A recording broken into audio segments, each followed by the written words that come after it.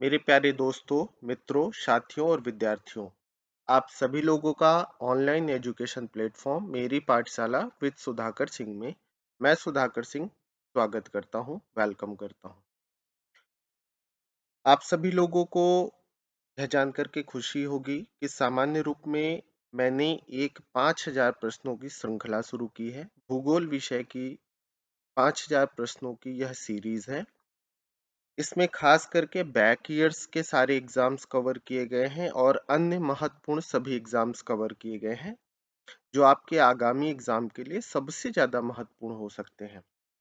इसमें पूरी तरीके से अगर बात किया जाए तो ऑब्जेक्टिव एग्जाम्स को ध्यान में रखते हुए यानी प्रीलिम्स को ध्यान में रखते हुए ऑब्जेक्टिव क्वेश्चंस को शामिल किया गया है जो आने वाले यूपीएससी एग्जाम के लिए इम्पोर्टेंट है, आईएएस के लिए, UP PCS, Bihar PCS, Rajasthan PCS, Madhya Pradesh PCS, Uttar Pradesh में आरओ की एग्जाम होने वाले हैं, उत्तराखंड में पीसीएस का नोटिफिकेशन आ चुका है, उसका एग्जाम होने वाला है।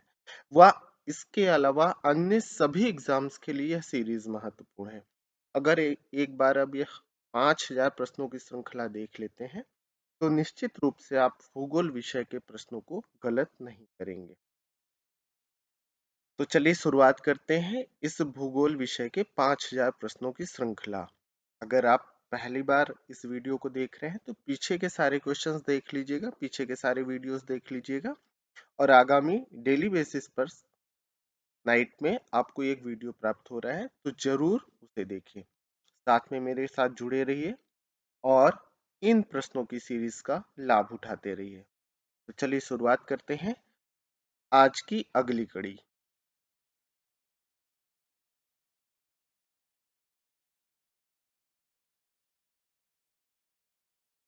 आज का पहला प्रश्न देखते हैं। आपका पहला प्रश्न है कि दिए गए सागर जो है इनमें से कौन सा सागर आपका आंतरिक सागर है। यानी आपको ये बताना है कि दिए गए सागरों में से कौन सा सागर ऐसा है जो आंतरिक सागर के रूप में जाना जा सकता है। आपके ऑप्शन है सफेद सागर, काला सागर, कैस्पियन सागर और जापान सागर। अब सामान्य सी प्रक्रिया है कि अगर हम बात कर रहे हैं कि आंतरिक सागर क्या होता है, यानी एक ऐसा सागर जो पूरी तरीके से लैंड लॉक्ड हो, ऐसे सागर को हम आंतरिक सागर कह सकते हैं। यानी जो पूरी तरीके से घिरा हुआ हो, ऐसे सागर को आंतरिक सागर कहते हैं। अब दिए गए सागरों में से आप आंतरिक सागर पर जाएंगे तो आप सभी लोग जानते हैं कि कैस्पियन सागर जो है एक आंतरिक सागर है, क्योंकि इसका जुड़ाव या किसी भी अन्य चीजों से इसका जुड़ाव नहीं है, अन्य किसी वाटर बॉडी रीजन से इसका जुड़ाव नहीं है, तो इसी को आंतरिक सागर माना जाएगा। तो आपका ऑप्शन हो जाएगा सी, यहाँ पर सी ऑप्शन आपका सही हो जाएगा। ठीक है।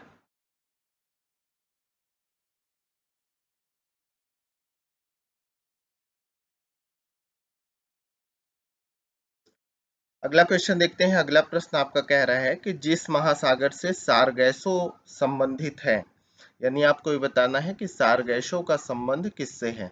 उत्तरी प्रशांत से, उत्तरी अटलांटिक से, दक्षिणी प्रशांत से या दक्षिणी अटलांटिक से। तो अगर हम सारगैसो सागर की बात करें, सारगैसम नामक घास जहां पर पाई जाती है, तो सारगैसो या का जो रीजन है सारगैसो सी का, अगर आप बात करोगे तो इसमें से उत्तरी प्रशांत, उत्तरी अटलांटिक, दक्षिणी प्रशांत, दक्षिणी अटलांटिक, इसकी अगर बात किया जाए तो इसमें आप सभी लोग जानते हैं कि सारगैसो सागर का जो संबंध है वो आपका नॉर्थ अटलांटिक ओशन से है। किससे है?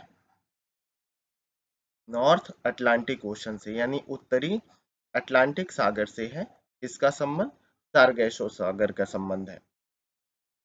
अब बेसिकली यहाँ पर सारगैसम नामक घास भी पाई जाती है, जो एक स्पेशल घास है, समुद्री घास है जो यहाँ पर फेमस है। और इसी रीजन के पास आप देखोगे तो बरमूडा ट्रायंगल का रीजन है। तो जो बरमूडा ट्रायंगल वाला रीजन है, यहाँ पर कई बार आश्चर्यजनक घटनाएं घटित होती हैं, काफी ज्यादा। अगर हम बात करें बेसिकली तो ऐसा माना जाता है कि यहाँ पर ग्रेविटी काफी ज्यादा है, उस ग्रेविटी के कारण समस्याएं होती हैं, यहाँ पर कोई भी चीज जाती है तो विलुप्त हो जाती है। तो बेसिकली अगर इसके आंसर की बात किया जाए तो इसका आंसर हो जाएगा उत्तरी अटलांटिक महासागर। अगला क्वेश्चन देखते हैं। आपका अगला प्रश्न कह रहा है सारगैसो समुद्र की विशिष्टता क्या है। यानी सारगैसो सागर की अगर बात किया जाए तो सारगैसो सागर का जो विशेषता है या उसका कैरेक्टरिस्टिक्स है कि क्या विशेषता है इसकी। यहाँ पर ठंडा पानी है, बहुत ज़्यादा अति गर्म पानी है, अत्यधिक लवणीय पानी है यानी सलाइन वाटर है, या विशिष्ट समुद्री वनस्पति पाई जाती है। तभी पीछे के प्रश्न में हमने डिस्कस भी किया कि यहाँ पर एक समुद्री घास पाई जाती है, समुद्री वनस्पति पाई जाती है जो इसकी विशेषता है। अगर हम बात किया जाए तो इस रीजन की सबसे ज्यादा बड़ी विशेषता इसकी घास का रीजन है, तो ये जरूर ध्यान रखिएगा। तो यही आंसर हो जाएगा इसका। नेक्स्ट क्वेश्चन देखते हैं आपका। अगला प्रश्न है अधोलिखित सागर में से किसमें तट रेखा नहीं है। यानी अगर आपसे बात किया जाए तो यहाँ पर आपको ये बताना है कि तट रेखा या कोस्टल लाइन की बात करें कि निम्न में से किस में जो है कोस्टल लाइन नहीं है, ये आपको बताना है। ठीक है,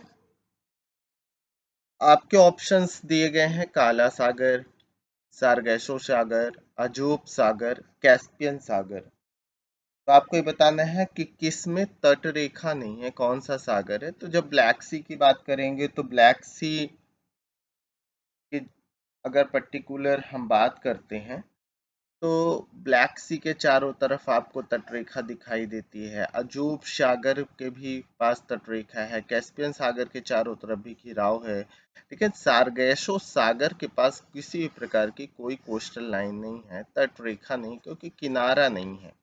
बोथ साइड की अगर बात किया जाए तो यहाँ पर कोस्टल लाइंस अवेलेबल नहीं है। तो आपका आंसर हो जाएगा बी, जिसमें तटरेखा नहीं यानी सारगैसो सागर है वह। नेक्स्ट क्वेश्चन आपका कहता है कि इटली, सिसिली, सार्दिनिया एवं कोर्सिका से घिरे सागर का क्या नाम है। अब ध्यान से समझिएगा, आपसे पूछा जा रहा है कि इटली द्वीप, इटली हो गया सॉरी, सिसिली द्वीप, सार्दिनिया और कॉर्सिका से घिरे हुए सागर का क्या नाम है। कौन सा सागर है जो इन सब से घिरा हुआ है। आपके ऑप्शन है एड्रियाटिक सागर, एजियन सागर, लिगुरियन सागर, टेरेनियन सागर। तो अगर हम आपके भूमध्य सागर या मेडिटेरेनियन सी का मैप देखोगे आप, तो भूमध्य सागर के क्षेत्र में जब हम जाएंगे तो मेडिटेरेनियन सी के रीजन में जब हम पहुंचते हैं तो ये सारे सागर उसी से संबंधित हैं। लेकिन पर्टिकुलर हम इटली, सिसिली, सार्दिनिया और कॉर्सिका से घिरे हुए जब सागर की बात करते हैं तो ये ट्रेनियन सागर का रीजन है जो इन सब से घिरता है। कौन सा सागर है, ट्रेनियन सागर है जो इन सब से घिरता है। ठीक है, तो आपका आंसर बी हो जाएगा। मैपिंग पर आधारित ये क्वेश्चन है, आप सभी लोग समझ ही रहे हैं, मैप बेस्ड क्वेश्चन है, इंपॉर्टेंट क्वेश्चन है, काफी ज्यादा लोकेशन पर आधारित है, लोकेशन बेस्ड क्वेश्चन है, ध्यान रखेंगे। नेक्स्ट क्वेश्चन पर चलते हैं। आपका अगला प्रश्न देखते हैं कौन सा है। अगला प्रश्न आपका कह रहा है कि निम्नलिखित में से कौन सा देश युग्म अरल सागर के किनारे है। आपको ये बताना है कि अरल सागर के किनारे कौन सा देश युग्म है। कजाकिस्तान उज्बेकिस्तान है, कजाकिस्तान तुर्कमेनिस्तान है, अजरबैजान उज्बेकिस्तान है, कजाकिस्तान रूस है। तो अरल सागर के किनारे यानी कुल मिलाकर के आपसे पूछा जा रहा है कि अरल सागर जो है किससे घिरा हुआ है, किन देशों से जुड़ा हुआ है, स्पर्श करता है। तो इसकी अगर बात करोगे तो आप सभी लोग जान रहे हैं कि कजाकिस्तान और उज्बेकिस्तान का जो रीजन है ये अरल सी से संबंधित है, अरल सागर से संबंधित है। एशिया का एक ऐसा सागर है जो लैंड लॉक्ड सागर भी कह सकते हो। ठीक है, लैंड लॉक्ड सी के रूप में जाना जाता है अरल सी को। वर्तमान में अगर बात करें तो ये सागर धीरे धीरे दलदल या मड लैंड के रूप में परिवर्तित हो रहा है, क्योंकि पानी सूखता चला जा रहा है और इस कारण से ये दलदली क्षेत्र में बदल रहा है। अगला क्वेश्चन देखते हैं आपका। अगला प्रश्न आप देखेंगे तो अगला प्रश्न आपका कह रहा है कि सामान्य रूप में निम्नलिखित में से किस अफ्रीकी देश की सीमा भूमध्य सागर से नहीं मिलती है। आपसे पूछा जा रहा है कि अफ्रीकी देश कौन सा है, अफ्रीका का देश है जिसकी सीमा आपके भूमध्य सागर से नहीं मिलती है।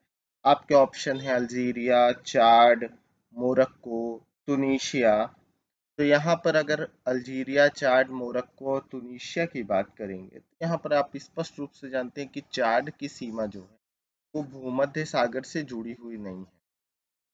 ठीक है, इसका जुड़ाव किसी भी प्रकार से भूमध्य सागर के क्षेत्र से नहीं है। ये मध्य का देश है, उत्तर मध्य का देश है अफ्रीका का। अब आप मुझे कमेंट बॉक्स में बताइए कि चाड में कौन सी लेक स्थित है। चाड देश में अफ्रीका के कौन सी लेक या झील स्थित है, ये आप मुझे कमेंट बॉक्स में बताइएगा। ठीक है, अगले प्रश्न पर आते हैं। अगला प्रश्न क्या कह रहा है आपका? अगला प्रश्न कह रहा है कि दक्षिणी पश्चिमी एशिया का निम्नलिखित में से कौन सा एक देश भूमध्य सागर तक फैला नहीं है? सामान्य सी प्रक्रिया है कि दक्षिणी पश्चिमी एशिया का निम्नलिखित में से कौन सा एक देश भूमध्य सागर तक नहीं फैला है। आपको दक्षिणी पश्चिमी एशिया पर बताना है कि भूमध्य सागर से जुड़ाव किसका नहीं है। सीरिया का, जॉर्डन का, लेबनान का या इजराइल का। ठीक है, काफी अच्छा प्रश्न है, इंपॉर्टेंट क्वेश्चन है, ध्यान रखिएगा, क्योंकि आज के समय में भी इम्पोर्टेंट है, क्योंकि ये दक्षिण पश्चिमी एशिया का रीजन वर्तमान समय में काफी ज्यादा विवाद से घिरा हुआ है। और यहाँ पर आप कई वार देख ही रहे हैं, युद्ध की स्थिति देख ही रहे हैं कि युद्ध चल रहा है। तो इसमें अगर हम बात करें तो जो सीरिया का रीजन की अगर बात कर लें, जॉर्डन की बात कर लें, लेबनान की बात, तो इन देशों की अगर सबकी की बात कर लें, सीरिया, जॉर्डन, लेबनान और इजराइल में, तो यहाँ पर हम देखेंगे कि जॉर्डन किसी भी प्रकार से, जो जॉर्डन का रीजन है, ये मेडिटरेनियन सी से या भूमध्य सागर से कोई भी सीमा नहीं बनाता है। ठीक है, इसका किसी प्रकार से जुड़ाव नहीं है भूमध्य सागर से। तो यही आपका ऑप्शन हो जाएगा। तो बेसिकली आपको ध्यान में रखना है कि जॉर्डन यहाँ पर ऑप्शन हो जाएगा। ठीक है, अगला प्रश्न देखते हैं। अगला प्रश्न आपका क्या कह रहा है?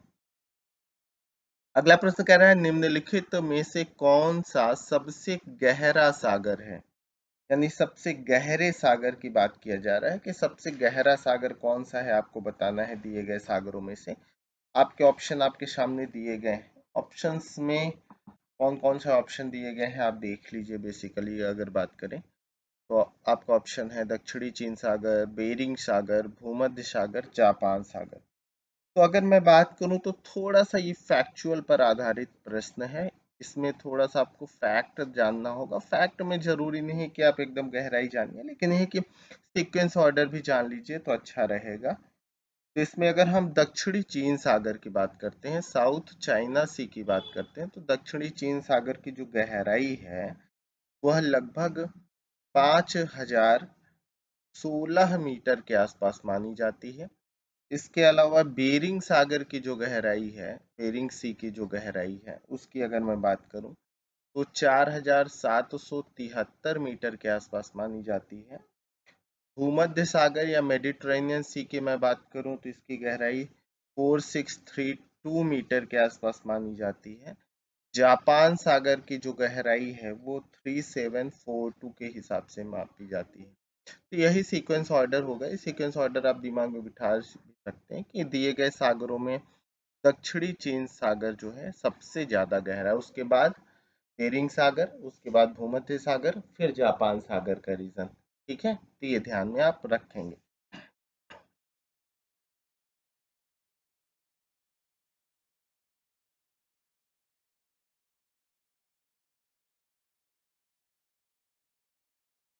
ध्यान रखिएगा कि आपका साउथ चाइना सी आंसर हो जाएगा।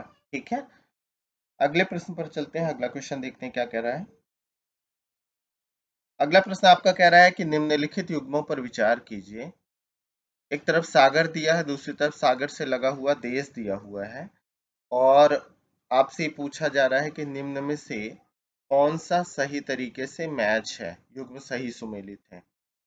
तो एड्रियाटिक सागर दिया हुआ है। एड्रियाटिक सागर के किनारे अगर बात किया जाए तो अल्बानिया की बात कर रहा है। एड्रियाटिक सागर के किनारे अल्बानिया है, ये आपसे बात कर रहा है।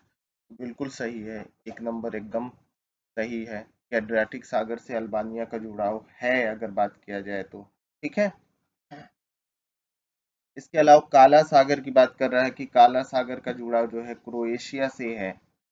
तो क्रोएशिया का संबंध काला सागर से नहीं है, आप जान ही रहे हैं। कैस्पियन सागर का जुड़ाव कजाकिस्तान से है, वो कह रहे हैं। तो अगर कैस्पियन सागर और कजाकिस्तान की बात करें तो एकदम सही है। भूमध्य सागर का जुड़ाव मोरक्को से है, चौथा ये कह रहा है कि भूमध्य सागर मोरक्को से जुड़ा हुआ है, तो ये भी एकदम सत्य है। लाल सागर पर सीरिया स्थित है। तो लाल सागर की जब हम बात करते हैं तो इसका सीरिया से कोई भी संबंध नहीं है। तो आपका आंसर हो जाएगा 1, 3 और 4। तो मैच कराइए, 1, 3 और 4 आपका बी आंसर हो जाएगा, ये हो जाएगा। काफी अच्छा है, यानी कुल मिलाकर के यहाँ पर ये जो प्रश्न आधारित है कि कहाँ से पूछा गया है, तो वो एक तरफ वाटर बॉडी रीजन है, दूसरी तरफ आपके कंट्रीज दिया हुआ है। तो ये दोनों एक तरीके से मैच कराने थे, इसी पर आधारित है, लोकेशन बेस्ड क्वेश्चन है। अगर मैं बात करूं तो ये ध्यान रखिएगा। और ये बैक ईयर्स में आया हुआ क्वेश्चन है, यूपीएससी यानी आईएएस का आया हुआ प्रश्न है। काफी ज्यादा इंपॉर्टेंट क्वेश्चन है, यानी कि इससे आप यह भी जान सकते हैं कि इस तरह के प्रश्न महत्वपूर्ण होते हैं जो आपसे पूछे जाते हैं। तो बेसिकली ध्यान रखिएगा, काफी ज्यादा अच्छा प्रश्न है। इसके भी ये क्वेश्चन रिपीट भी कर सकता है, अगर आप टीसीएस का एग्जाम दे रहे हैं तो वहाँ ये इस प्रश्न को रिपीट करने का भी पूरा चांस रहेगा कि रिपीट भी हो सकता है ये क्वेश्चन। ठीक है, चलिए अगले क्वेश्चन पर चलते हैं। अगला प्रश्न देखते हैं आपका क्या कहता है। तो अगला प्रश्न आपका कह रहे हैं, निम्नलिखित में से कौन सा देश काला सागर के तट पर स्थित नहीं है। आपसे पूछा जा रहा है कि काला सागर के तट पर कौन सा देश स्थित नहीं है। आपके ऑप्शंस हैं सीरिया, तुर्की, जॉर्जिया और बुल्गारिया। तो अगर हम काला सागर की लोकेशन देखें तो ब्लैक सी के तट के रीजन के पास आओगे तो यहाँ पर यूक्रेन, रूस, ठीक है, इसके अलावा जॉर्जिया, काला सागर की लोकेशन देखेंगे तो तुर्की यानी टर्की जैसे कहते हैं, और बुल्गारिया और रोमानिया, ये देश काला सागर से जुड़े हुए हैं। कौन कौन? यूक्रेन, रूस, जॉर्जिया, तुर्की, बुल्गारिया, रोमानिया। तो अब अगर ऑप्शन देखेंगे तो ऑप्शन में आप सीरिया भी देख रहे हैं, तो सीरिया का संबंध किसी भी प्रकार से काला सागर से नहीं है। सीरिया आपका दक्षिण पश्चिम एशिया के ग्रुप का देश है, अगर बेसिकली बात किया जाए तो वहां से संबंधित है। तो ध्यान रखिएगा, इसका जुड़ाव किसी भी प्रकार से काला सागर से नहीं। ठीक है, अगले प्रश्न पर चलते हैं। उम्मीद कर रहा हूँ सारी चीजें बेहतर लग रही होंगी आपके एग्जाम के पॉइंट ऑफ व्यू से। सारे क्वेश्चंस इंपॉर्टेंट हैं, तो बेसिकली ध्यान से सारा वीडियो देख लीजिएगा। अगर आप देख रहे हैं अच्छे से रिवाइज कर लीजिएगा। रिवीजन करने के बाद 2-3 बार रिवाइज कर लीजिएगा, दिमाग में आपकी बैठ जाएगा। साथ में अगर बात करें तो वीडियो को शेयर करना, लाइक करना बिल्कुल ना भूलिएगा। कमेंट बॉक्स में कमेंट जरूर करिएगा। चैनल से अगर नए हैं जुड़ने के लिए चैनल को सब्सक्राइब करिएगा। आपका अगला प्रश्न देखते हैं कि निम्नलिखित कारकों पर विचार कीजिए। काफी अच्छा महत्वपूर्ण प्रश्न है, इंपॉर्टेंट क्वेश्चन है, जो आपके समझ पर आधारित है। अगर बेसिकली मैं बात करूं तो ये सॉरी आपके अंडरस्टैंडिंग पावर पर आधारित क्वेश्चन है। क्वेश्चन क्या कह रहा है? क्वेश्चन कह रहा है कि निम्नलिखित कारकों पर विचार कीजिए और विचार करने के उपरांत उपर्युक्त में से कौन से ऐसे कारक हैं जो महासागरीय धाराओं को प्रभावित करते हैं।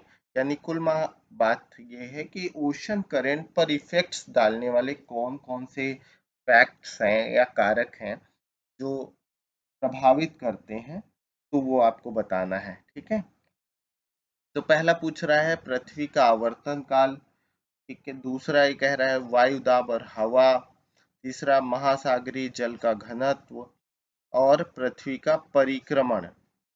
ठीक है, पृथ्वी का आवर्तन की अगर बात किया जाए, ठीक है, आवर्तन से तात्पर्य हुआ कि जो पृथ्वी अपने किसी भी स्थान पर अपने एक्सिस पर जो रोटेशन करती है उसकी बात किया जा रहा है। एक्सिस रोटेशन है, ठीक है, बेसिकली आप ध्यान रखिएगा ये एक्सिस रोटेशन है। एयर प्रेशर और विंड की बात आप जान ही रहे हैं, और महासागर के जल के ओशन डेंसिटी की अगर बात किया जाए वो आप जान ही रहे हैं।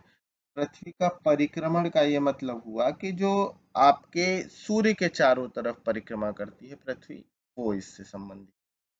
तो आप बात करेंगे, जब हम महासागरीय जल धाराओं की बात करेंगे तो पृथ्वी अपनी एक्सिस पर जब घूमती है तो उस कारण इस महासागर के धाराओं की उत्पत्ति प्रभावित होती ही है, ये आप जानते हैं, तो ये एकदम सही है। वायु दाब और यानी एयर प्रेशर और विंड का इफेक्ट आपके महासागरीय जलधाराओं पर है ही, ओशन करंट पर, ये भी सच है।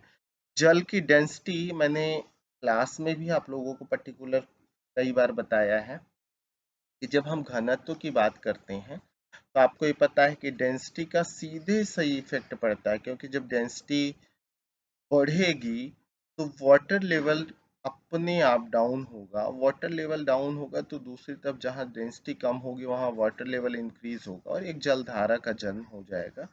तो ये पूरी तरीके से ये भी प्रभावित करता है, लेकिन सूर्य के चारों तरफ परिक्रमण का बहुत ज्यादा इस पर असर नहीं है। तो 4 ऑप्शन को आप निग्लेक्ट भी कर सकते हैं। इस बेस पर अगर बात करेंगे तो 1 2 3 इसका आंसर हो जाएगा। तो 1 2 3 ये आंसर है, तो यही आपका आंसर हो जाएगा, बेसिकली आप ध्यान रखेंगे। नेक्स्ट क्वेश्चन देखते हैं, आपका अगला प्रश्न क्या है। अगला प्रश्न क्या, अगला प्रश्न देखते हैं। अगला प्रश्न भी जलधारा से ही संबंधित है। कह रहा है निम्नलिखित कथनों पर विचार कीजिए और कौन से वक्तव्य सही हैं ये आपको बताना है। तो पहला कह रहा है महासागरीय धाराएं महासागर में जल का मंद भूपृष्ठ संचलन होती है। यानी अगर बात किया जाए पर्टिकुलर तो यहाँ पर ये कहा जा रहा है कि जो जलधारा है, तो जलधारा एक तरीके से जो जल है उसका संचलन होता है, यानी वो जो चलता है उसकी एक धारा बनती है, उसका जो करंट बनता है उसी के बारे में कह रहा है। तो एकदम सच है, सही बात है कि वाटर ही है जो रन करता है। दूसरा कह रहा है, दूसरा कथन क्या कहता है, महासागरीय धाराएं पृथ्वी का ताप संतुलन बनाए रखने में सहायक होती हैं। तो निश्चित सी बात है, आप जान रहे हैं कि जहां पर तापमान कम है, हमने गर्म जलधारा और ठंडी जलधारा पढ़ा है, तो टेम्परेचर को ये बैलेंस करने का भी काम करती हैं। तो ये भी सच है, हो सकता है आप गलत कर देते हैं, लेकिन ये सच सच कथन है। अगला अगर बात करी जाए नेक्स्ट क्वेश्चन की, नेक्स्ट कथन की, स्टेटमेंट की, तो कह रहा है महासागरीय धाराएं मुख्यतः सनातन पवन द्वारा चलायमान होती है। तो आपको पता ही है कि प्रिवेलिंग विंड्स का इन पर प्रभाव होता ही है, प्रिवेलिंग विंड सबसे ज्यादा इफेक्ट डालती हैं, ये भी कथन सत्य है। महासागरीय, लास्ट कह रहा है महासागरीय धाराएं महासागर समरूपण द्वारा प्रभावित होती हैं। अब हो सकता है कि लास्ट कथन आपको समझ में ना आए, लेकिन आप समझिए कि महासागरीय धाराओं की जब हम बात करते हैं तो पवन और पृथ्वी की परिभ्रमण गति के साथ साथ इसका जो संरूपण है, यानी जो रूप है महासागर का, जो स्ट्रक्चर है, यानी स्ट्रक्चर में अगर बात किया जाए सामान्य रूप में तट यानी कोस्ट हो गया, कोस्ट के साथ साथ महासागर का जो स्ट्रक्चर है, स्थलाकृति है, तो ये सब भी प्रभावित करते हैं। तो संरूपण का मतलब हो गया एक तरीके से उसका जो स्ट्रक्चर है, उसका जो रूप है, तो जो रूप है वो भी पूरी तरीके से इफेक्ट डालता है। तो ये भी सत्य है, क्योंकि उसी से जलधाराओं का जन्म होता है। तो इसमें अगर देखेंगे तो सभी कथन सत्य हैं, तो 1 2 3 4 सभी सत्य हो जाएगा, इसमें ऑल राइट्स है। है तो आपका डी आंसर हो जाएगा, ये ध्यान रखेंगे। अगला प्रश्न देखते हैं।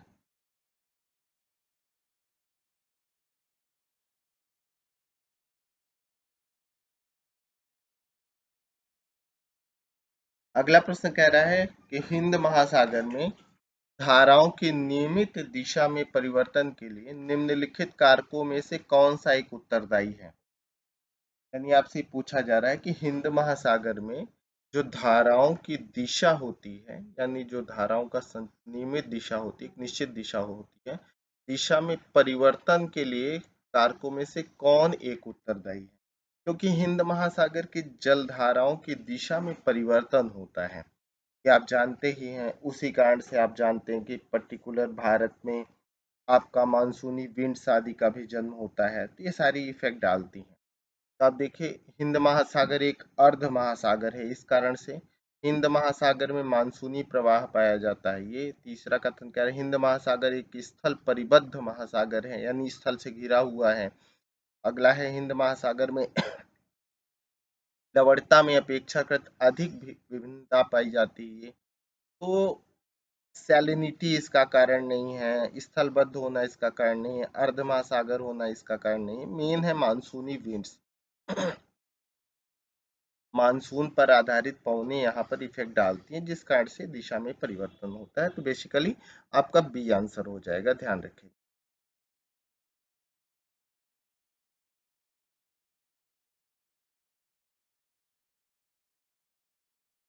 अगला प्रश्न देखते हैं, अगला प्रश्न क्या पूछ रहा है। अगला प्रश्न कह रहा है, अगुलहास धारा का संबंध किससे है। अगुलहास धारा यानी कहाँ संचलित होती है, कहाँ चलती है। हिंद महासागर में, प्रशांत महासागर में, नॉर्थ अटलांटिक ओशन में, साउथ अटलांटिक ओशन में। तो अगुलहास धारा की अगर बात किया जाए तो आपके दिमाग में क्लिक कर गया होगा, लेकिन मैं पर्टिकुलर एक बार चाहूंगा कि आप इसे कमेंट बॉक्स में कमेंट करके मुझे कमेंट बताएं कि अगुलहास धारा का संबंध किससे है। इंडियन ओशन से, पैसिफिक ओशन से, नॉर्थ अटलांटिक ओशन से या साउथ अटलांटिक ओशन से। ये एक बार राजस्थान पीसीएस में आया हुआ क्वेश्चन है। तो बेसिकली सामान्य सा प्रश्न है, आप मुझे कमेंट बॉक्स में बताएंगे कि अगुलहास धारा कहाँ चलती है, कहाँ संचालित होती है। अगला प्रश्न देखते हैं। अगला प्रश्न कह रहा है, निम्नलिखित में से कौन सा महासागरीय धारा हिंद महासागर से संबंधित है। हिंद महासागर से संबंधित धारा की बात किया जा रहा है। फ्लोरिडा धारा, कनारी धारा, अगुलहास धारा, क्यूराइल धारा। तो आप सभी लोग जानते हैं कि जो इन धाराओं में अगर बात करें तो अगुलहास धारा का संबंध जो है आपके हिंद महासागर से, इंडियन ओशन से। अभी पीछे वाला क्वेश्चन भी इसी से रिलेटेड था। फ्लोरिडा की धारा की अगर बात किया जाए तो फ्लोरिडा के आसपास प्रवाहित होती है। कैनारी धारा, क्यूराइल धारा। तो बाकी अन्य जलधाराओं की लोकेशन आप मुझे कमेंट बॉक्स में बताइए कि अन्य जलधाराओं का संबंध किस महासागर से है, किस ओशन से है अन्य जलधाराओं का संबंध, आप मुझे कमेंट बॉक्स में बताइएगा। ठीक है। चलिए अगले प्रश्न पर चलते हैं। अगला प्रश्न आपका कह रहा है, निम्नलिखित में से कौन शीत महासागर धारा, यानी अधोलिखित में से कौन सी शीत महासागर धारा नहीं है, पूछ रहा है। यानी कौन सी कोल्ड करंट नहीं है, आपसे पूछा जा रहा है। आपके ऑप्शन है कनारीज, हम्बोल्ट, ओयासियो या अगुलहास धारा। तो यहाँ पर भी आप देखेंगे कि अगुलहास धारा कैसी जलधारा है, एक वार्म करंट है। कैसी जलधारा है, गर्म जलधारा है। तो अगुलहास धारा की अगर बात करें तो एक गर्म जलधारा है और इसका संबंध इंडियन ओशन से है, हिंद महासागर से, ये हमने देखा ही है। तो यही आपका आंसर हो जाएगा, आप ध्यान रखेंगे।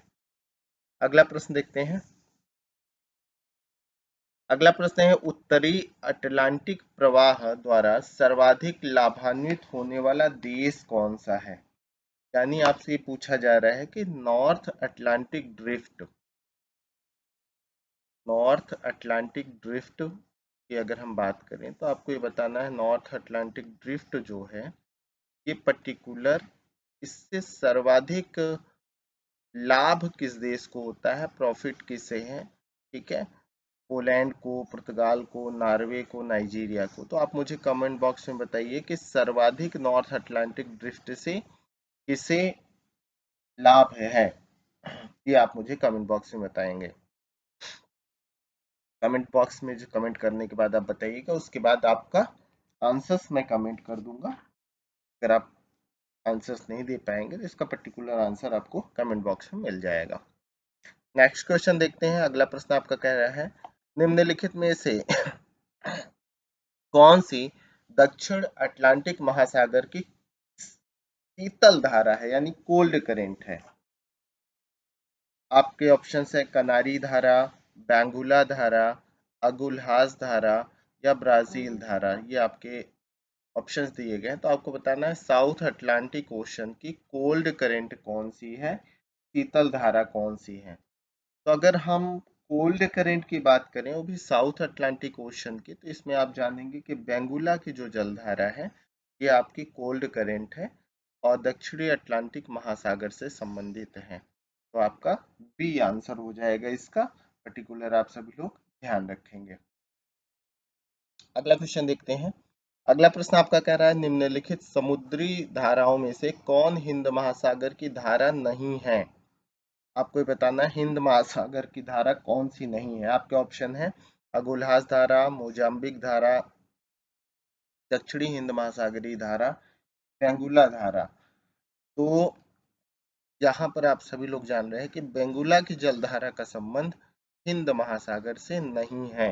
पर्टिकुलर आप ध्यान रखेंगे, ठीक है।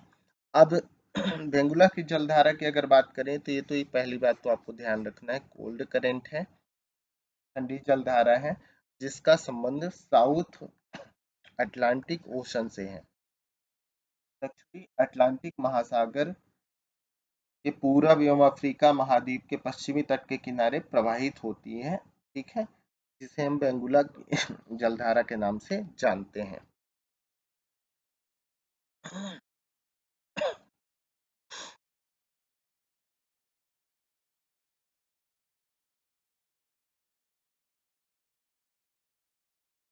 तो आप सभी लोगों का वीडियो देखने के लिए बहुत बहुत धन्यवाद। Thanks for watching.